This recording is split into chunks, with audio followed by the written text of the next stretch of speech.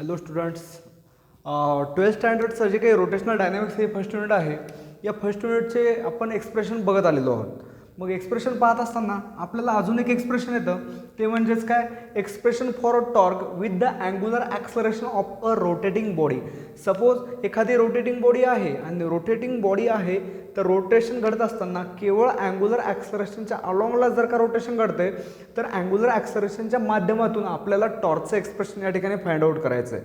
Okay, so the question will ask for only 3 or 4th mark in our exam. तुम्हाला एक्झाममध्ये 3 किंवा 4 मार्क्ससाठी हा expression विचारलं जाऊ शकतं.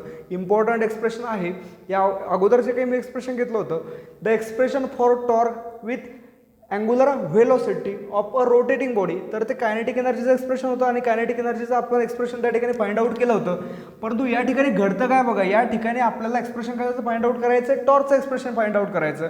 मग टॉर्कचं एक्सप्रेशन फाइंड आउट करताना आपल्याला गरज कशाची लागेल, तर obviously for producing the expression for torque or for knowing the torque, that is torque means, टॉर्कची आपण साधी सिंपल डेफिनेशन कशी करू शकतो, तर टॉर्क म्हणजेच आपल्याला फोर्स आणि डिस्प्लेसमेंट, जेव्हा या दोन गोष्टीचा आपण प्रॉडक्ट घेऊ, जसे की एखाद्या ऑब्जेक्टवर, सपोज मी एक लिनियर पाथवर ऑब्जेक्ट घेतली आणि या ऑब्जेक्टवर क्रिएट होणारा टॉर्क किती असेल, तर मी कसं सांगू शकेल, whenever we apply some force along their left side, okay, then this object possess some displacement, okay, from their main position, that displacement and their occurring force, whenever we take the product between force and displacement, we get torque. expression for torque, simple. Okay, त्यामुळे टॉर्कचं expression find out करणे म्हणजे नवीन असं काही आपल्याला शोधून काढायचं आहे असं काही नाही आहे. ओके, साधी सरळ गोष्ट, सिम्पल एक्सप्रेशन, सिम्पल तुम्हाला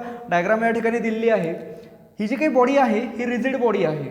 ओके, आणि we know all is that rigid body which made up of number of particles in it, म्हणजेच काय, रिजिड बॉडी नंबर ऑफ पार्टिकल्सपासून बनलेली आहे असं आपल्याला दिसतंय. ओके, तर ते नंबर ऑफ पार्टिकल्स बाळांनो लक्षात येत असेल, इथे M1 नंबर ऑफ पार्टिकल्स घेतला, इथे M2 आहे, इकडे M3 आहे, इकडे M4 आहे, M5 आहे, अप टू Mn घेतला. ओके, जी काही रिजिड बॉडी असते ती नंबर ऑफ पार्टिकल्सपासून बनलेली असते आणि नंबर ऑफ पार्टिकल्सपासून बनलेल्या रिजिड बॉडीला आपण या ठिकाणी number of particles note down करू शकत नाही, कारण तेवढी स्पेस आपल्याकडे नाही.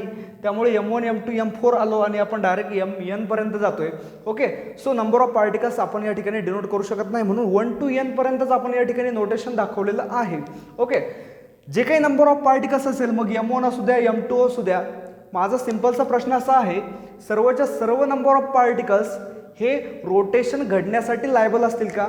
Whenever we call the rigid body as in the rotating form, then all the mass particle which are possess some rotation in it, okay, and these all mass particle maintain their rotation along their axis, that is z dash, and this axis z dash which able for gives the direction of angular acceleration. Okay, म्हणजेच काय, या angular ॲक्सलरेशनवर जो काही आपण z dash angular acceleration घेतलेलं आहे, तर या अँग्युलर ॲक्सलरेशनवर आपल्याला कोण मिळणार, तर या ॲक्सिसवर आपल्याला कोण मिळणार, तर अँग्युलर ॲक्सलरेशनची डायरेक्शन मिळताना त्या ठिकाणी दिसते. Okay, so the direction of the angular acceleration will be in the anti-clockwise direction. Clear? So आता या डायग्रामवरून आपल्याला काय करायचं आहे, टॉर्कचं एक्सप्रेशन फाइंड आउट करायचं आहे. सिम्पल एक्सप्रेशन आहे, काही एक घाबरून जाण्याची या ठिकाणी चिंता नाही. फक्त जेव्हा केव्हा तुम्हाला एक्झाममध्ये तुम्ही राईट डाऊन करता अशा पद्धतीचं एक्सप्रेशन, सो डायग्राम काढल्यानंतर काही प्रमाणामध्ये तुम्हाला इन्फॉर्मेशन लिहिणं फार आवश्यक आहे या डायग्रामची. ओके, मग या डायग्रामची इन्फॉर्मेशन लिहित असताना आपण असं बोलूयात, let us consider a rigid body which consist of number of particles in it, म्हणजेच काय, एक रिजिड बॉडी घेतली आणि त्या रिजिड बॉडीमध्ये काय आहेत, तुमचे नंबर ऑफ पार्टिकल्स त्या ठिकाणी सिच्युएट झालेले आहेत. So all these number of particles किंवा all these particles possess their specific masses, that is M1 M2 M3 up to Mn. Okay, then all masses like M1 M2 up to Mn, all masses which separated from their position, म्हणजेच काय झाले, काही ना काही ते अंतरावर काय झाले ते आपल्याला बसताना त्या ठिकाणी दिसत आहेत.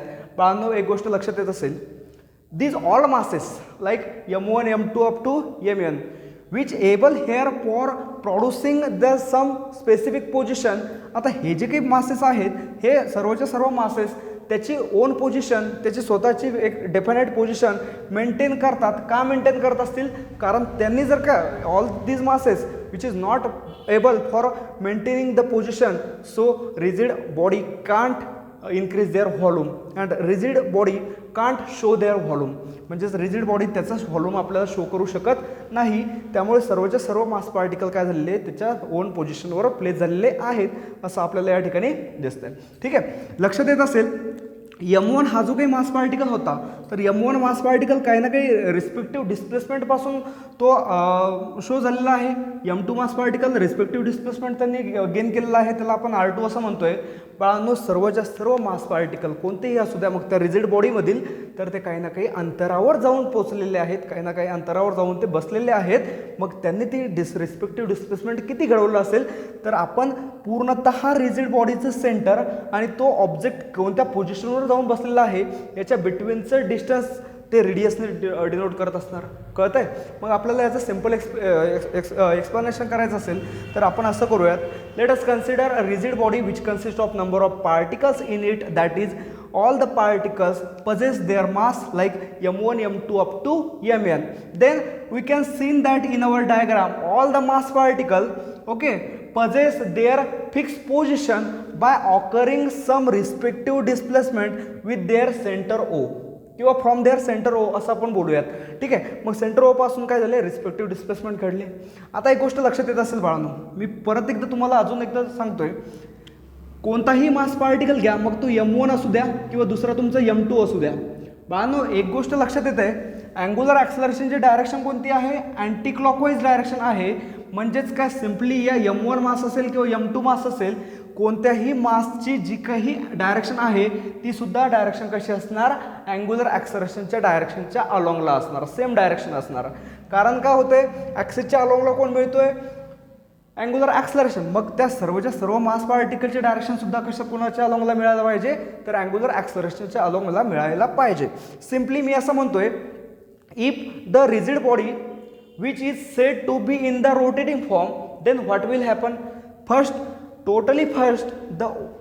any external force apply on that object for producing the rotating motion. Okay, म्हणजेच काय, या रिजिड बॉडीची रोटेटिंग मोशन घडण्यासाठी काही ना काही प्रमाणामध्ये या ऑब्जेक्टवर सुरुवातीला आपल्याला काही ना काही प्रमाणामध्ये काय करावं लागेल?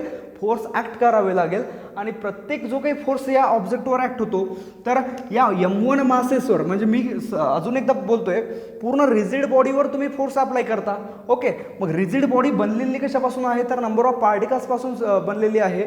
नंबर ऑफ पार्टिकल्सपासून बनलेली आहे म्हणजे रिजिड बॉडीमधील नंबर ऑफ पार्टिकलच्या अलॉंगला फोर्स ॲक्ट झालेला आहे. त्यामुळे या ठिकाणी फोर्स F1 दिसतो.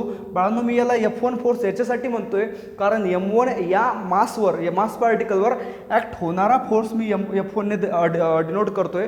M2 या मास पार्टिकलवर ॲक्ट होणारा फोर्स F2 आहे. अप टू Fn वर आपण जातोय. ओके, म्हणजेच काय, all the particles in that rigid body which consisting some force on it for producing the rotation along the direction of angular acceleration. म्हणजेच काय, अँग्युलर ॲक्सलरेशनच्या डायरेक्शनने आपल्याला रोटेशन जर का दाखवायचं असेल तर प्रत्येक मास पार्टिकलवर फोर्स ॲक्ट होणे फार आवश्यक आहे. क्लिअर? असं आपण एक्सप्लेनेशन करतोय. आता साधी साऱ्या गोष्ट लक्षात येत असेल, ही जी काही ऑब्जेक्ट आहे, हा जो काही M1 पार्टिकल घेतलेला आहे, हा M1 पार्टिकल आपल्याला रोटेशन दाखवतोय. म्हणजेच काय करतो, तो एका पोझिशनपासून दुसऱ्या पोझिशनवर प्लेस होतोय. म्हणजे इथे जर का असेल तर तो या ठिकाणी पोहोचतोय. बाळांनो, या ठिकाणी पोहोचतोय म्हणजे तो काही ना काही डिस्प्लेसमेंट ऑकर करतोय का? कोणताही मास पार्टिकल घ्या, any mass particle in our rigid body occurring some displacement from their own position. Okay, मग जर का त्या मास पार्टिकलचं डिस्प्लेसमेंट घडतंय, एका ठिकाणावरून ते दुसऱ्या ठिकाणी जाते, म्हणजेच ऑब्व्हियसली काही ना काही व्हेलॉसिटी त्यांच्यामध्ये असणार. ओके, म्हणजेच काय, व्हेलॉसिटी गेन करताय म्हणजेच ऑब्व्हियसली त्याच्यामध्ये अँग्युलर ॲक्सलरेशन सुद्धा गेन करताय. मग अँग्युलर ॲक्सलरेशन काय असेल? बाळांनो, लक्षात घ्या, या ठिकाणी पूर्णतः रिजिड बॉडीमधील जे काही पार्टिकल्स आहेत तर ते तुम्हाला पूर्णतः सर्क्युलर पाथमध्ये आहेत. म्हणजेच सर्व मास पार्टिकलच्या अलॉंगला क्रिएट होणारी जी कोणती व्हेलॉसिटी असेल तर ती असणार तुमची अँग्युलर व्हेलॉसिटी असणार. आणि त्याच्याच अलॉंगला क्रिएट होणारा जो कोणता ॲक्सलरेशन असेल तर ते असणार अँग्युलर ॲक्सलरेशन. क्लिअर का? साधं सिंपल एक गोष्ट आपल्याला कळते, जेव्हा आपण ऑब्जेक्टला रोटेटिंग फॉर्ममध्ये ठेवणार तेव्हा प्रत्येक मास पार्टिकल हा अँग्युलर ॲक्सलरेशन देण्यासाठी काय असतो, लायबल असतो. मग मला एक गोष्ट साधी सरळ सिंपल अशी कळते की प्रत्येक मास पार्टिकलवर एखादा एक्सटर्नल फोर्स जर का आपण ॲक्ट करतोय, या ठिकाणी तुम्हाला दिसत असेल F1 आहे, या ठिकाणी F2 आहे, मग प्रत्येक मास पार्टिकलवर फोर्स ॲक्ट होतोय, म्हणजेच नक्की होतं काय तर अँग्युलर ॲक्सलरेशन सुद्धा आपल्याला त्या मास पार्टिकलचं मिळतं. माझा साधा सरळ असा एक प्रश्न आहे, लिनियर ॲक्सलरेशन सुद्धा आपल्याला त्या मास पार्टिकलच्या अलॉंगला मिळतं, असा माझा प्रश्न आहे. ओके, सो लक्षात घ्या, कोणताही मास पार्टिकल, रिजिड बॉडीचा कोणताही मास पार्टिकल आपण रोटेटिंग फिनॉमिनाने जर का दाखवत असणार तर लिनियर ॲक्सलरेशन सुद्धा शो करतं आणि अँग्युलर ॲक्सलरेशन सुद्धा त्या ठिकाणी आपल्याला शो होतं. सो लिनियर ॲक्सलरेशनची डायरेक्शन जी काही आहे, अँग्युलर ॲक्सलरेशनची जी काही डायरेक्शन आहे ती केवळ आपल्याला ॲक्सिसच्या अलॉंगला मिळते. त्यामुळे प्रत्येक मास पार्टिकल त्या ॲक्सिसच्या अलॉंगला रोटेट होतात.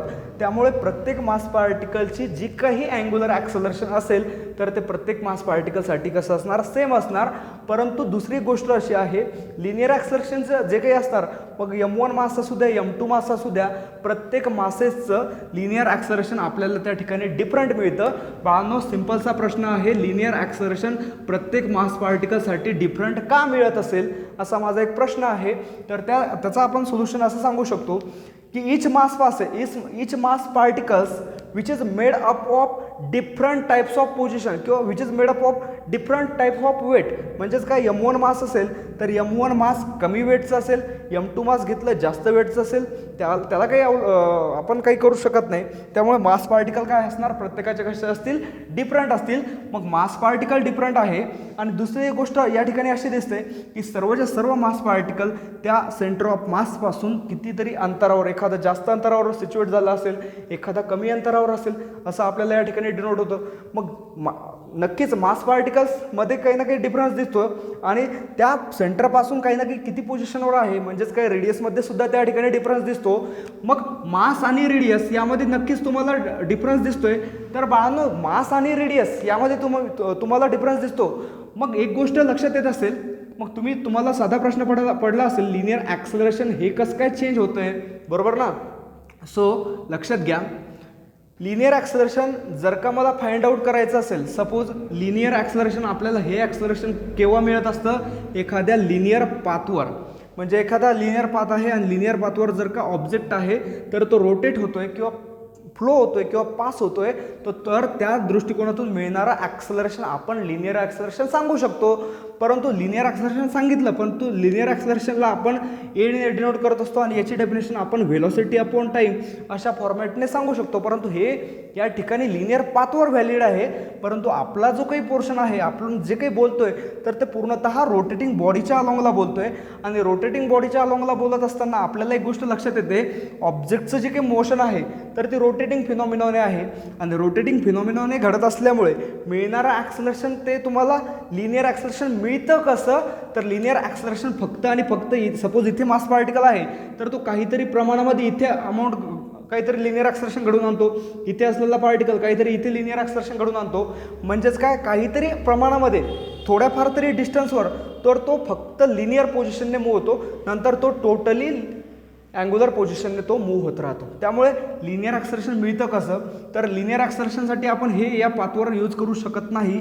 आपली बॉडी रोटेटिंग फिनॉमिनॉने आहे, त्यामुळे आपण हे घेऊ शकत नाही. So linear acceleration find out करण्यासाठी साधी सरळ गोष्ट, लिनियर ॲक्सलरेशन डिनोट करतो ए ने. ओके, सो रोटेटिंग फिनॉमिनाच्या माध्यमातून लिनियर ॲक्सलरेशन आपल्याला जर का फाइंड आउट करायचं असेल तर आपल्याला रेडियस घ्यावं लागेल. म्हणजेच काय, या मास पार्टिकलचं लिनियर ॲक्सलरेशन काढण्यासाठी तो सेंटर ऑफ मासपासून किती अंतरावर आहे ते डिनोट करावं लागेल.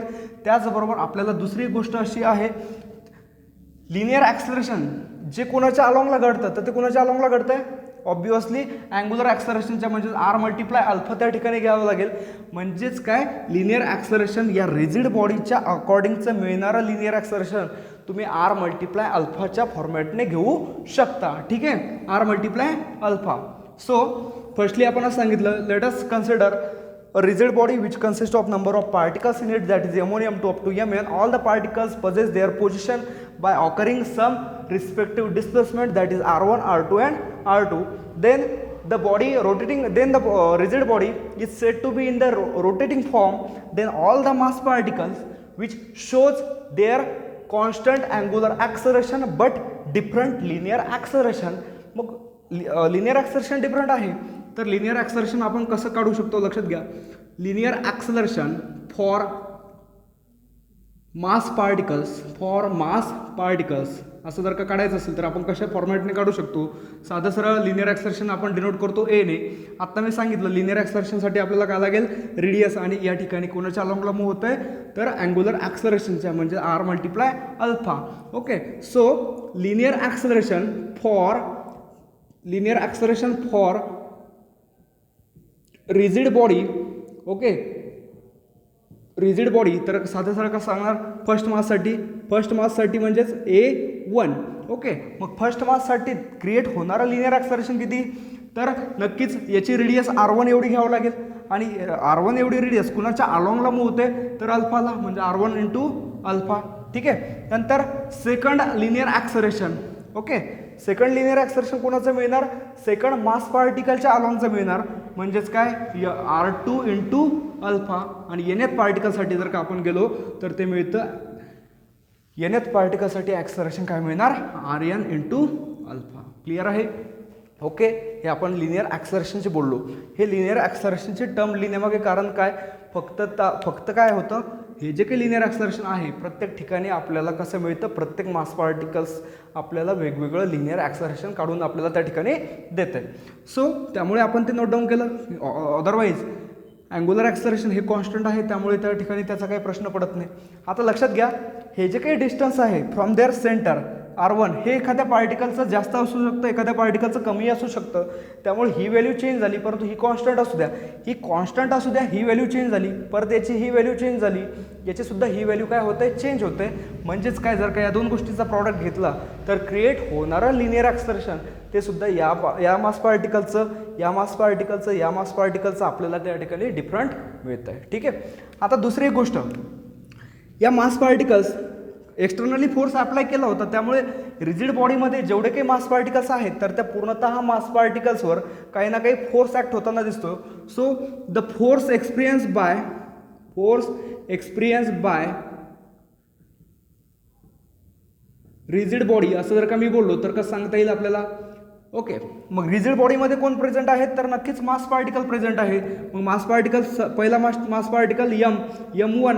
ओके, M1 या मास पार्टिकलवर ॲक्ट होणारा फोर्स कोणता असेल, ऑब्वियसली F1 हा फोर्स असेल.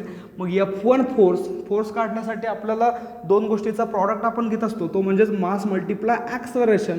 ओके, मग पहिल्या मास पार्टिकल्सवर मग इथे मास पार्टिकल कोणता असणार, F1 असणार, आणि M1 या मास पार्टिकल्सने क्रिएट केलेलं लिनियर ॲक्सलरेशन आपण त्याला A1 डिनोट करणार. Okay, simply up to Fn पर्यंत जर का गेलो तर आपल्याला कसं मिळणार, m to the base n multiply a to the base n असं एक्सप्रेशन मिळणार. हे आपण कशाबद्दल बोललो, फोर्स एक्सपिरियन्सेसबद्दल बोललो. त्यानंतर आता तो केवळ फोर्स एक्सपिरियन्स झाला. बाळांनो लक्षात घ्या, आपल्याला डिराईव्ह काय कशाचं एक्सप्रेशन करायचं आहे, टॉर्कचं एक्सप्रेशन डिराईव्ह करायचं आहे. मग टॉर्क काढण्यासाठी simply torque experience by body. Okay, torque experience by body. So torque find out करण्यासाठी कशाचं मल्टिप्लिकेशन लागतं आपल्याला या ठिकाणी, फोर्स मल्टिप्लाय डिस्प्लेसमेंट. मग या ठिकाणी डिस्प्लेसमेंट म्हणजेच काय, पार्टिकल किती अंतरावर तो पोझिशन त्याने दिलेली आहे, तर तो किती अंतरावर आहे, पहिल्या मास पार्टिकलसाठी R1. मग या ठिकाणी आपण डिस्प्लेसमेंट न यूज करता त्या ठिकाणी रेडियस आपण या ठिकाणी यूज करू. मग फर्स्ट पार्टिकलसाठी मिळणारा जो काही टॉर्क असेल त्याला आपण टॉर्क 1 म्हटलं चालेल का, नक्की चालेल. ओके, टॉर्क 1 साठी काय आहे, फोर्स मल्टिप्लाय R1. ओके, मग या ठिकाणी F1 मल्टिप्लाय R1 घ्यावं लागेल. नंतर for second particle torque experiences for second particle, तर टॉर्क सेकंड कसं मिळणार, F2 multiply R2. Okay, up to nth particles torque n equal to Fn multiply R to the base n. Clear आहे. अशा पद्धतीने आपल्याला टॉर्क सुद्धा experience होतो. आता लक्षात घ्या, टॉर्क फाइंड आउट करताय तुम्ही, force multiply R1, force multiply radius. मग फोर्स कसा डिनोट करता तुम्ही, मास इंटू ॲक्सलरेशनने. मग F1 फोर्स काय असणार, M1 multiply A1, M1 multiply A 1. Clear का? ओके. मल्टिप्लाय हा R1 जसाच्या तसा. नंतर टॉर्क टू या ठिकाणी F2 किती आलेला आहे force, F2 force M2 multiply A2 multiply हा R2 जसाच्या तसा. आणि असंच जर का आपण गेलो तर टॉर्क N मिळेल आपल्याला बाळांनो, तो मिळणार M to the base N multiply A to the base N multiply R to the base N. Clear आहे? मास मिळालं, लिनियर ॲक्सलरेशन मिळालं, रेडियस मिळाली. प्रत्येक ठिकाणी एक्सप्रेशन सारखे आहेत, फक्त मास पार्टिकल बदललेला आहे.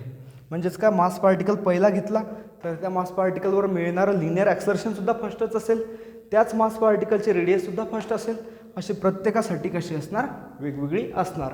म्हणजेच काय, प्रत्येक मास पार्टिकलच्या अलॉंगला क्रिएट होणारा टॉर्क, मग हा मास पार्टिकल असू द्या, हा मास पार्टिकल असू द्या किंवा any mass particle. Okay. So टॉर्कचं जे काही एक्सप्रेशन आहे, टॉर्कची जी काही स्पेसिफिक व्हॅल्यू आहे तर ती कशी मिळणार आपल्याला, डिफरंट मिळणार.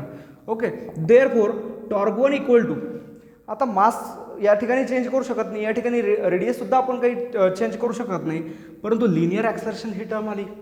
आता मी तुम्हाला एक गोष्ट बोललो होतो, लिनियर ॲक्सलरेशन म्हणजेच काय, ए. ओके. मग लिनियर ॲक्सलरेशन या मास पार्टिकल, फर्स्ट मास पार्टिकलने क्रिएट केलेलं असेल तर त्याला मी A1 म्हटलं तर चालेल का? नक्की चालेल. मग लिनियर ॲक्सलरेशनसाठी आपल्याला कोणत्या दोन गोष्टीची गरज होती, एक म्हणजेच रेडियस आणि दुसरी म्हणजेच कोणती, अल्फा. ओके. मग फर्स्ट मास पार्टिकलची रेडियस कोणती असणार, R1 असणार. ओके. नंतर अल्फा काय, अँग्युलर ॲक्सलरेशन ही कशी टर्म असणार, कॉन्स्टंट असणार. म्हणून फर्स्ट मास पार्टिकलवर क्रिएट होणारं जे काही लिनियर ॲक्सलरेशन असेल तर ते R1 अल्फा आहे. असंच आपण सर्व पार्टिकलसाठी काढलेलं आहे. ओके. मग M1 जसंच्या तसं मल्टिप्लाय A1 काय असेल तुमचा, R1 alpha. Okay. R1 alpha multiply हा R1 जसंच्या तसा. त्या ठिकाणी टॉर्क 2 इक्वल टू M2 जसंच्या तसा. ओके. A2 काय आलेला असेल मग या ठिकाणी, R2 अल्फा. ओके. A2 काय आलेला आहे, R2 अल्फा मल्टिप्लाय हा R2 जसंच्या तसा. आणि आपण nth पार्टिकलसाठी जर का जातोय तर torque to the base N equal to कसा मिळणार आपल्याला, M to the base N multiply R to the base N alpha multiply R to the base N. Clear आहे? ओके.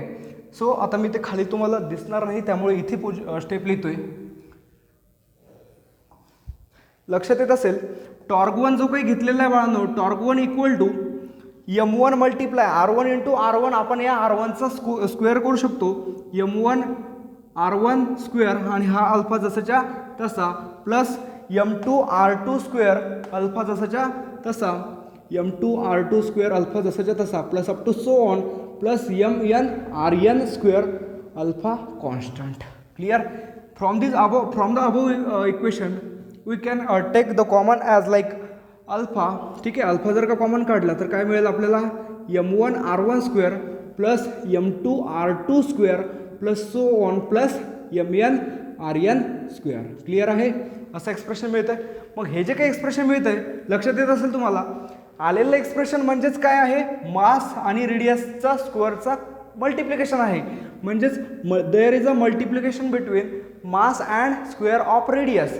मग mass and square of radius याचा जो काही product आहे तर त्याला तुम्ही मोमेंट ऑफ इनर्शियाने शो करत असता का? नक्की करत असता.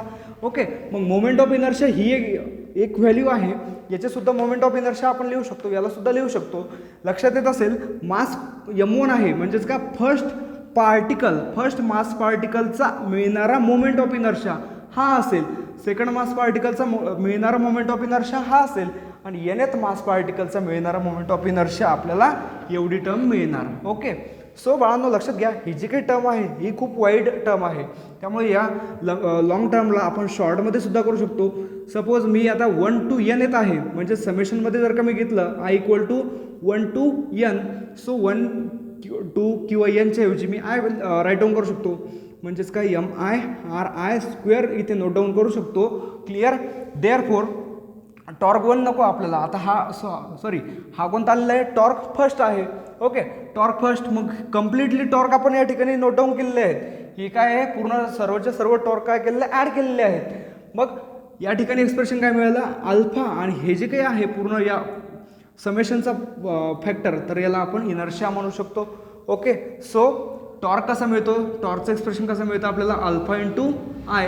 हे जे काही एक्सप्रेशन आलेलं आहे बाळांनो, हे एक्सप्रेशन आहे रिक्वायर्ड एक्सप्रेशन कुणाचं, टॉर्कचं. ओके. म्हणजेच काय प्रॉडक्ट आलेलं आहे angular acceleration and moment of इनर्शियामध्ये.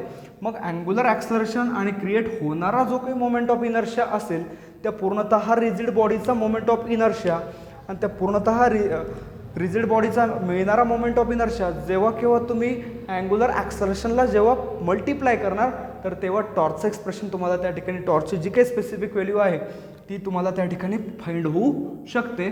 म्हणजेच काय या ठिकाणी जे काही टॉर्कचं एक्सप्रेशन आपण काढलं होतं मग टॉर्क 1 असू द्या, टॉर्क 2 असू द्या, टॉर्क n असू द्या, पूर्ण टॉर्कचं हा जो काही मास पार्टिकल आहे M1 या M1 मास पार्टिकलच्या अलॉंगला क्रिएट होणारा टॉर्क होता तो.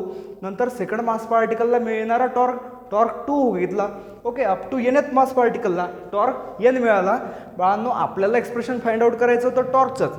त्यामुळे टॉर्कचं एक्सप्रेशन फाइंड आउट करण्यासाठी ज्या काही तुमचे सेपरेटेड झालेले होते मास पार्टिकल तर त्या सेपरेटेड झालेल्या मास पार्टिकलचं कॉम्बिनेशन आपण केलं. म्हणजेच काय केलं या ठिकाणी फर्स्ट मास पार्टिकलचा टॉर्क, सेकंड मास पार्टिकलचा टॉर्क, थर्ड मास पार्टिकलचा torque up to nth mass पार्टिकलचा टॉर्क त्या ठिकाणी घेतला आणि सर्वच्या सर्व मास पार्टिकलचा टॉर्क तुम्ही कंबाईन केला. म्हणजेच एक्सप्रेशन मिळतं कुणाचं तुम्हाला रिझल्टंट टॉर्क. कोण मिळणार तुम्हाला रिझल्टंट टॉर्क. ओके, मग रिझल्टंट टॉर्कचा हा काय आहे मॅग्निट्यूड आहे. ही पूर्ण रिझल्टंट टॉर्कची तुम्हाला एक स्पेसिफिक व्हॅल्यू त्या ठिकाणी मिळताना दिसते. म्हणजेच काय आहे या ठिकाणी आपण कॉमन काढला उरली ब्रॅकेटमध्ये टर्म मास इंटू रेडियसचा स्क्वेअर आहे. ही गोष्ट दिसली. मास इंटू रेडियसचा स्क्वेअर म्हणजेच काय आहे मोमेंट ऑफ इनर्शिया आहे. म्हणजेच प्रत्येक बॉडीच्या हे बघा मोमेंट ऑफ इनर्शिया कुणाचा निघत असतो जो कोणती ऑब्जेक्ट आहे ती जर का ऑब्जेक्ट ॲक्सिसच्या अलॉंगला रोटेट होते तर त्या ऑब्जेक्टचा मोमेंट ऑफ इनर्शिया आपल्याला मिळत असतो. मग प्रत्येक मास पार्टिकलचा मोमेंट ऑफ इनर्शिया या ठिकाणी घेतला ते समेशनच्या फॉर्ममध्ये आपण टाकलं तर याला आय असं डिनोट करतो. अल्फा मल्टिप्लाय आय आपल्याला टॉर्कचं एक्सप्रेशन त्या ठिकाणी फाइंड आउट करते. ठीक आहे, अशा पद्धतीत हे रोटेशनल डायनामिक्समधील खूप इम्पॉर्टंट एक्सप्रेशन आहे. यामध्ये तुम्हाला दोन पद्धतीचे एक्सप्रेशन विचारले जाऊ शकतात. एक म्हणजेच expression for kinetic energy with angular velocity, not angular acceleration. Okay, with angular velocity. आणि या ठिकाणी काय आहे expression for torque with angular acceleration. Okay, this is the expression for torque with angular acceleration. त्यामुळे हे जे काही एक्सप्रेशन आहे याच्यामध्ये तुम्हाला कुठे अडचणी आल्या असतील तर तुम्ही मला कॉन्टॅक्ट करू शकता. आणि व्हिडिओ जर का आवडला असेल तर एकदा लाईक, शेअर आणि सबस्क्राईब नक्कीच करा. धन्यवाद.